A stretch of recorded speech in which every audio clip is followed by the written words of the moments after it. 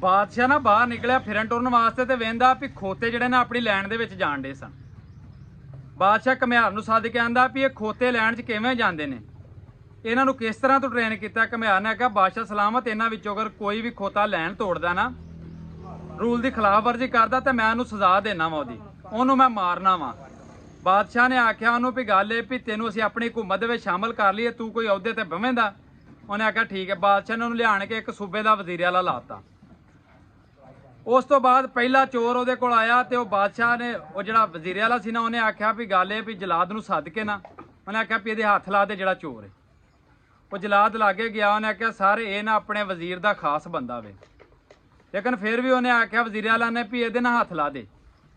ਉਸ ਤੋਂ ਬਾਅਦ ਨਾ ਜਿਹੜਾ ਵਜ਼ੀਰ ਸੀ ਨਾ ਉਹ ਕੋਲ ਹੋਇਆ ਵਜ਼ੀਰ ਆਲਾ ਦੇ, ਉਹਨੇ ਆਖਿਆ ਸਾਰੇ ਇਹ ਨਾ ਆਪਣਾ ਖਾਸ ਬੰਦਾ ਵੇ। ਵਜ਼ੀਰ ਆਲਾ ਨੇ ਜਲਾਦ ਨੂੰ ਆਖਿਆ ਵੀ ਜਿਹੜਾ ਚੋਰ ਉਹਦੇ ਹੱਥ ਲਾ ਦੇ ਤੇ ਇਹਦੀ ਜ਼ੁਬਾਨ ਕੱਟ ਦੇ। ਉਸ ਤੋਂ ਬਾਅਦ ਉਹ ਸੂਬੇ ਦੇ ਵਿੱਚ ਨਾ ਚੋਰੀ ਹੋਈ ਤੇ ਨਾ ਕਿਸੇ ਚੋਰ ਦੀ ਸਿਫਾਰਿਸ਼ ਹੋਈ।